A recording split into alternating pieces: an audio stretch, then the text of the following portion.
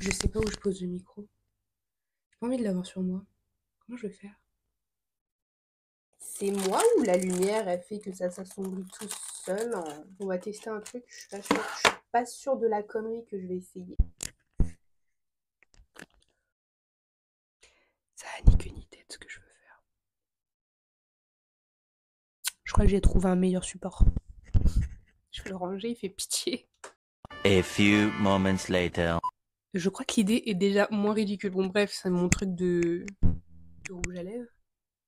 Mais de toute façon, on n'est pas là pour me juger. Donc, les gris sur mon écran, ça me fait trop bizarre. J'aurais dû les enlever. Je sais pas comment je les enlève. Je sais plus comment je les ai mises. 1,000 years later. Bonjour tout le monde, j'espère que vous allez très bien et on se retrouve pour une nouvelle vidéo. Dans cette vidéo, vous pouvez vous en douter, on va parler de tout ce qui est stéréotypes sur les sorciers. Évidemment, vous vous en doutez bien, je suis pas là pour renforcer ces stéréotypes, je suis là pour les détruire. Je voulais quand même vous remercier parce que même si sur YouTube ça se voit pas, sur les autres réseaux, on est de plus en plus nombreux et ça je peux que vous dire merci. N'hésite pas à t'abonner pour d'autres vidéos. Ensuite, on enchaîne avec un grand premier stéréotype. Je pense que ça, c'est vraiment le cliché qui englobe tous les stéréotypes. Pourquoi la sorcellerie est-elle liée au mal? De l'Antiquité jusqu'à aujourd'hui, les sorcières et les sorciers n'ont pas forcément belle image. Bon, je suis d'accord, il y a déjà un peu de progrès par rapport à l'Antiquité, ou même au Moyen-Âge, je pense une des pires périodes, mais on a encore du chemin à faire, je pense. Imaginez pendant très longtemps sur un balai avec un chaudron ou en train de pactiser avec le diable, les sorcières et les sorciers sont liés au mal. Et quitte à remonter dans l'histoire, je vais vous prendre l'existence du roi Stuart d'Écosse, Jacques Ier quand il passera roi d'Angleterre. On va dire que lui et sa famille ont pas trop de chance, c'est vrai qu'il arrive pas mal de pépins à sa famille. Il pense que tout le monde lui en veut, il pense que le diable pactise avec des gens, ça dit en passant, des sorcières. C'est un secret pour personne, la société patriarcale est encore bien présente aujourd'hui, certes, mais elle était encore plus avant. Quoi de mieux pour un homme que quand il a un problème d'accuser une femme? Ce qui est dommage pour les hommes sorciers, parce que automatiquement ça ferme un peu le domaine pour eux. Je sais pas si vous avez remarqué, on parle pas énormément de sorciers et on a très peu de figures masculines. Sincèrement, de vous à moi, là maintenant je vous demande de citer un sorcier, à part Merlin et Harry Potter. Vous en avez d'autres? Et bien sûr, et tous les potes d'Harry Potter, mais vous en avez d'autres? Et à nous, sorcières, où nous avons un tas de personnages pour nous représenter. Là, je suis sûre tout de suite maintenant, je vous demande de me citer au moins 3 sorcières que vous connaissez. Ça sort tout de suite. Forcément, les femmes étant inférieures aux hommes, c'était plus facile de les accuser. Catégorisées comme inférieures aux hommes, les femmes succombaient plus facilement au péché et au pacte avec les démons. Donc voilà à quoi la femme est réduite. Et donc les femmes étant inférieures aux hommes, quoi de mieux pour les brûler et les suspecter? Je vais mettre mes lunettes parce que je vois rien. Allez hop.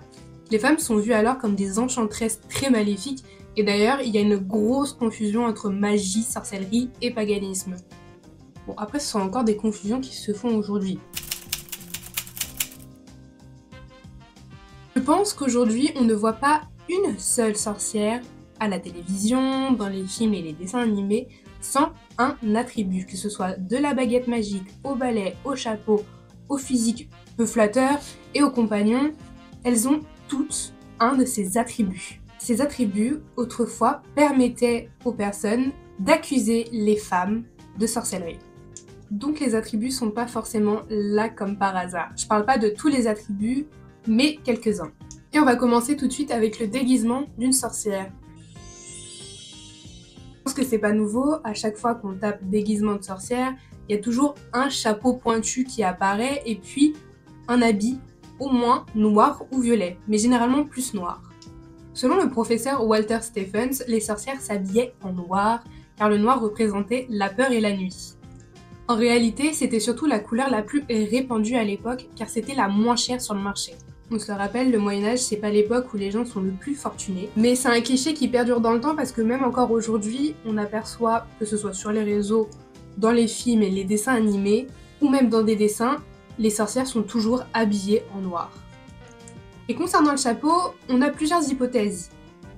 Une de ces hypothèses serait que la forme du chapeau de la sorcière imiterait en fait celui d'un bonnet d'âne. Donc c'est vraiment dans le cliché de les faire passer pour les méchants. Ou on dit encore que le chapeau de sorcière cherchait à imiter le chapeau des puritains du style Pellegrini. La deuxième hypothèse que j'ai pu trouver, c'est que cette forme de chapeau cherche en fait à imiter l'uniforme des membres d'une religion du XVIe siècle, le quakérisme. Et vous vous doutez bien que si on cherchait à imiter ces personnes, c'est qu'on les accusait de sorcellerie et de pactiser avec le diable. Il y a une autre théorie beaucoup moins cool qui se rapporte à des préjugés antisémites. Le Judenhut, et pardon pour la prononciation, était une coiffe que les juifs étaient contraints de porter lors de l'époque médiévale. Il y a même une loi hongroise qui imposait aux sorcières coupables de sorcellerie de porter cette calotte. Et si on continue dans les préjugés antisémites, on peut parler aussi du nez crochu que les sorcières peuvent arborer dans certains clichés. Le nez crochu des sorcières était aussi un préjugé sur le peuple juif. Selon certains universitaires, il s'agirait d'une caricature bien stéréotypée des nez dans le peuple juif. Sincèrement, on comprend très vite que chaque stéréotype de la sorcière, en fait, c'est tiré de tout ce que l'Église ne voulait pas voir. Du moins de tout ce que l'Église ne supporte pas. Et comme les sorcières sont tellement méchantes qu'elles préparent des potions, elles ont un chaudron magique. Le cliché du gros chaudron noir qu'on voit assez souvent aux côtés d'une sorcière pour qu'elle y concocte ses sortilèges est en réalité d'une banalité. Autrefois, un chaudron c'était courant dans un foyer, c'était suspendu au-dessus du feu, et puis, comme la femme... La place de la femme, c'est la cuisine!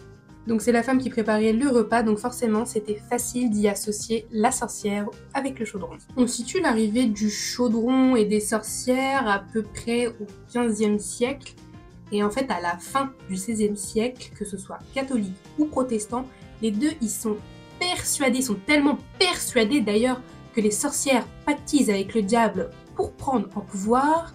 Vous doutez bien que son pouvoir à elle, c'est de faire des potions. C'est même un de ses pouvoirs principaux à l'époque dans les gros clichés. On continue dans le même style du foyer, on a aussi le ballet.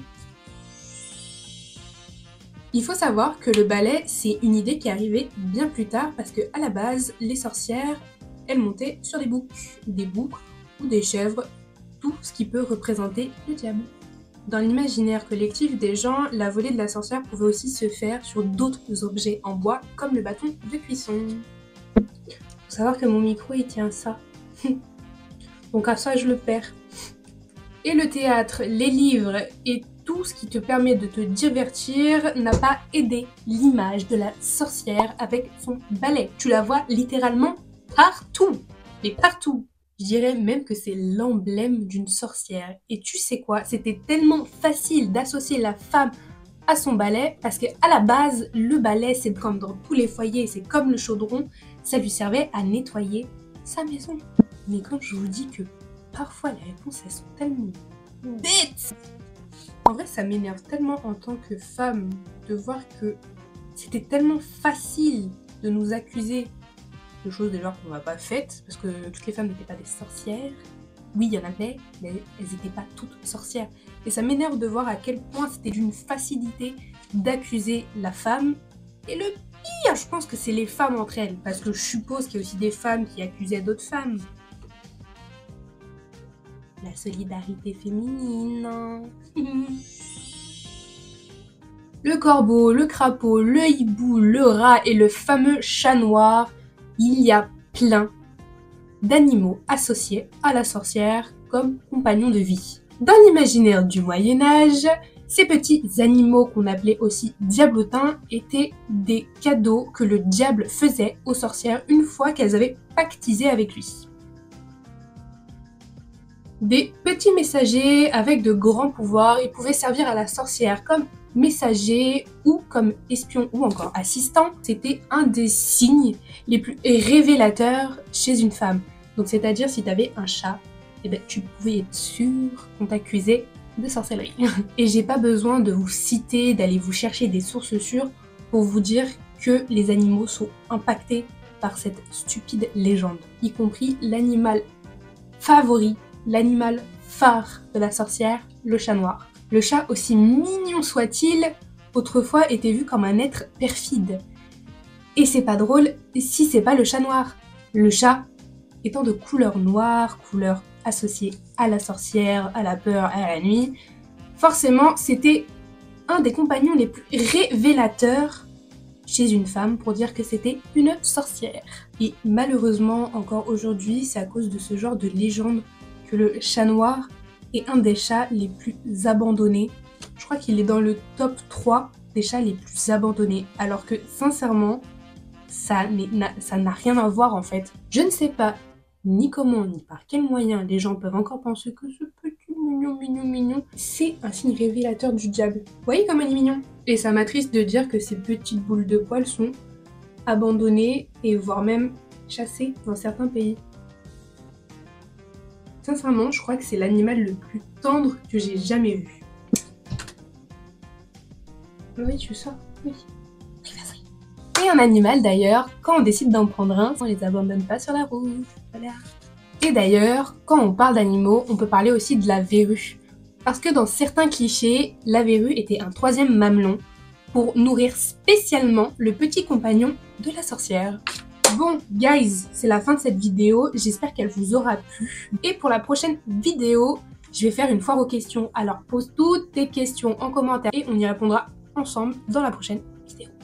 J'espère que la vidéo vous aura plu, donc n'hésitez pas à lâcher un pouce bleu, à commenter et à partager, et surtout à vous abonner. On se retrouve la prochaine fois pour une nouvelle vidéo, je vous fais plein de bisous, ciao!